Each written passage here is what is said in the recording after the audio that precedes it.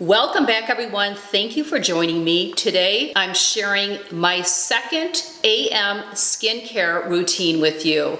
Today's video is going to be my skincare products and routine on days that I do not wear makeup. Last week, I shared my AM skincare routine with you on days that I do wear makeup. The two are different, and that's why I decided to bring you two different videos. Years ago, when my girls were growing up and they had a very active schedule, I did apply makeup every single day. But now I'm not out and about where people will see me on a regular basis because I work from home and I'm no longer having to go places with my daughters. For that reason, I just choose not to get ready every single day. I know many women still need to put themselves together to feel good about themselves. I am not that person. My disposition doesn't really fluctuate whether I put makeup on and do my hair or not. I currently apply makeup about 2 to 3 days per week. Once in a while, it's only 2, and once in a while, it may be 4, but the average would be 2 to 3 days per week. That would also explain 2 different AM skincare routines and different products that I use. You will see some differences between today's video and the last video that I did. For example, I don't dermaplane or dermablade my face on days that I don't wear makeup. I only do that on makeup wearing days. I also don't trim and pluck my brows, and I don't whiten my teeth on non-makeup wearing days. Again, those only take place on the days that I apply makeup, and you can watch all of that in the previous video, which will be linked in the description box below.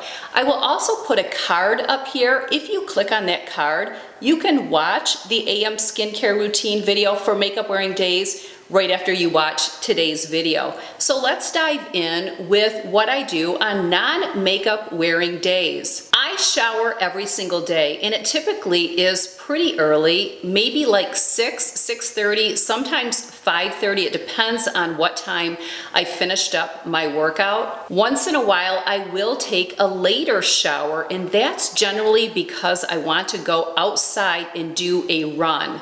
And that generally only takes place maybe once or twice a week, and during the winter months here in Michigan, it doesn't happen very often. I have not ran in several weeks now. While in the shower, the very first thing that I do, and I do this every single day, is I exfoliate. I know many people cannot get away with that, but I can, and it works for me.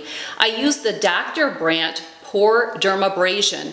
This is always in my shower. I never take it out. So if by chance I did not shower that day, I would not exfoliate. You will also see that my hair is up in a towel. That is because today, when I filmed this, was a non-hair washing day. When I don't wash my hair, I put it up in a Turby Twist towel, and that's why I have it on in the shower. As soon as I am done exfoliating, I will move on to a cleanser. Currently, I am using the Colleen Rothschild Balancing Gel Cleanser. Like I shared in my previous video, it's not necessary to spend your money on a splurgy face wash.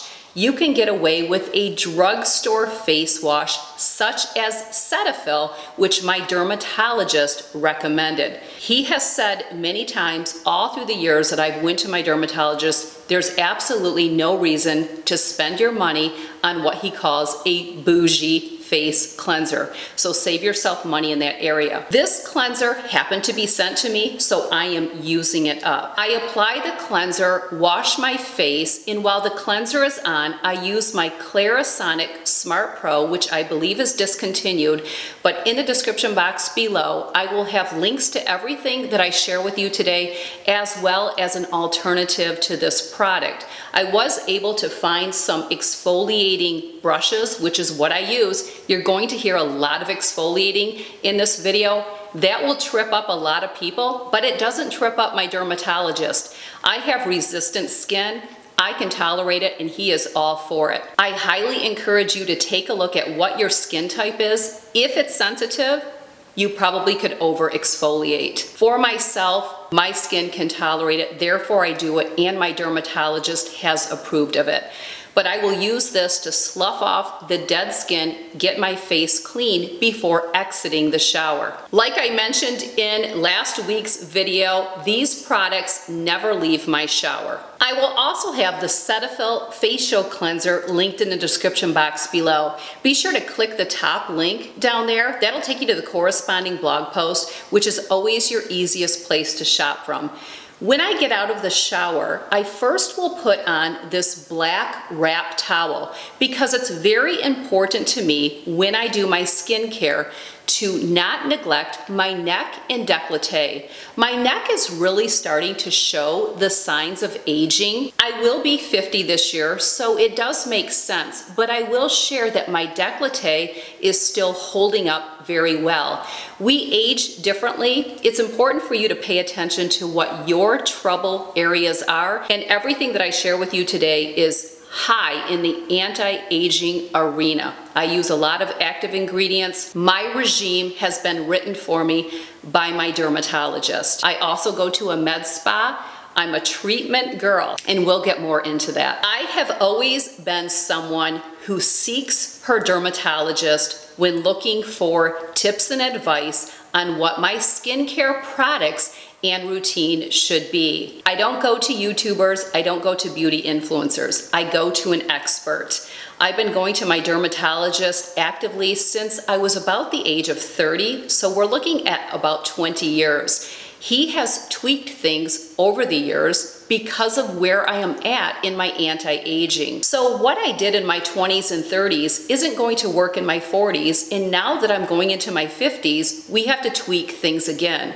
One thing that I will share is I have been on a prescription strength retinoid since my early 30s. We've used different ones, but I've always been on one, and I think that is so important. I am on the highest percentage that you can use, and I can use it every day, even on the sensitive areas. That being said, the very first thing that I do when getting out of the shower is I apply my retinoid, which I use a generic brand of Tazorac. It's called Tazarotene, and it's in 0.1%. I will use this in the AM because what I do is one skincare treatment on non-makeup wearing days. Very important to hear that. That's why I don't have a PM skincare routine on non-makeup wearing days. The only day that I do a PM skincare routine is on days I wear makeup because I have to remove the makeup. So when I do my makeup in the morning, on a day I'm not applying makeup, this is the only time that I do my makeup. So I go right into my retinoid, which is something you typically wouldn't wear for daytime, you would apply at bedtime. My dermatologist has said that's okay. Therefore, I do it. He said it's perfectly fine for me to do my skincare once a day. There's no problem with that. Now, if I were to go out for a run or do a later afternoon or evening workout, that would be different, but that rarely happens. He has me alternating my retinoid, my Tazarotene, with glycolic acid. So one day I will do the retinoid, and the next day I will do the glycolic acid. They are always in rotation, and the glycolic acid that I use come in pads. There's 50 textured pads in this container. I will have this exact product linked below. You do not need to get your glycolic acid pads from a dermatologist or a prescription. You can buy these over the counter. Mine are 20%, which is the highest strength that you can find before doing an in-office peel. If you are just starting out using a glycolic acid, you would want to start out at about a 10%. There's also a 15%.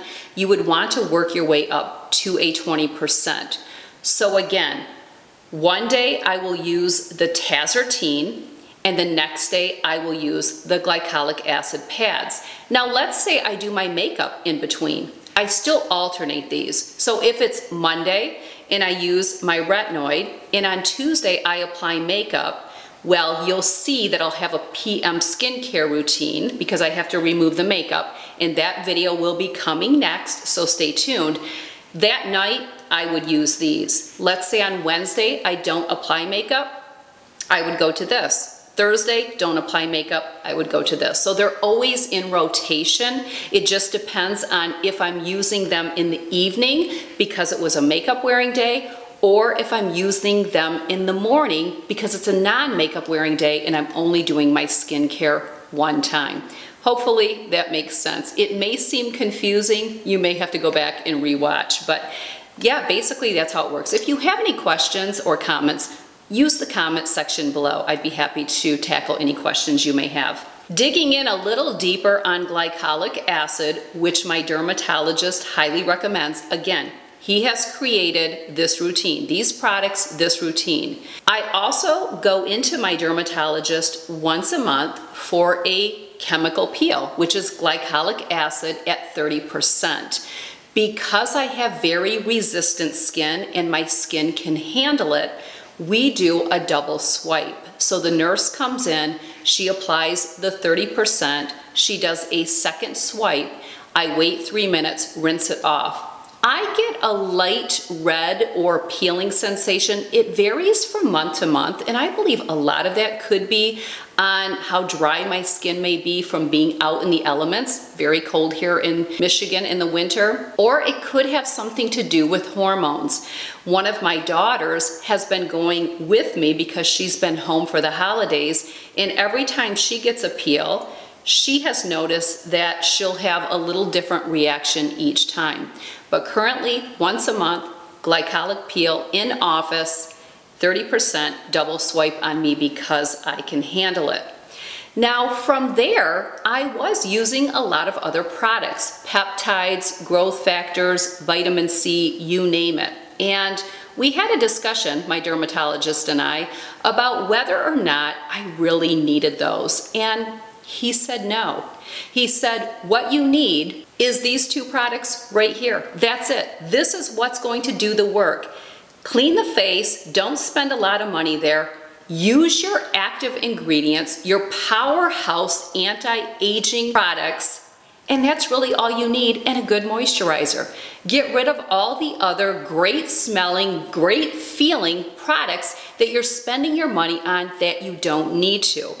At my stage and at my age, it's all about using the heavy hitters, and it's all about in-office treatments and procedures. For example, the glycolic peel that I do once a month. You have to go into the office for that. You can't do it at home. That's a heavy hitter.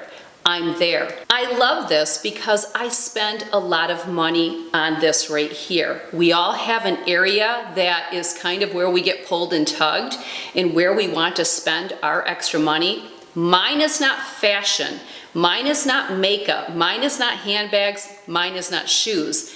Mine is right here, and it's with the big dogs. It's the Botox, it's the fillers, it's the lasers, it's the peels. Speaking of lasers, February 1st, I will be having the Halo laser performed at my med spa, Rejuve Av Skin Spa, where I go to once a month as well for my hydrofacial, and we'll be doing the Halo laser. Stay tuned because I will be bringing that video to you. So that's where it's at for me, and that's what my dermatologist supports. I even asked him about hydrofacial, how he felt about that.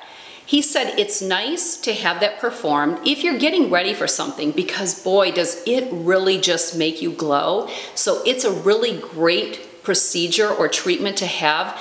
But he said it's really kind of the newer version of microdermabrasion, which I did about 20 years ago when I was first going to him. That was a big thing. So it's really kind of the newer component of that, which can be great, especially in your younger years. But for me, he said, save your money and go after the big things, the peels, the lasers, and I may even go all ablative at some point. And that's what's important to me. So I'm so happy that he really walked me through step by step what is best for me. Not what's best for you, not what's best for your neighbor, not what's best for your coworker, not what's best for your sister, your children, but what's best for you and what's best for me. So go to your dermatologist or work with someone that's an expert in the field. Be careful where you get all of your information from. It's so easy to get tugged and pulled in all what my dermatologist called the bougie skincare. You can do it if you want to spend your money there because it does feel good and it smells great. Go ahead.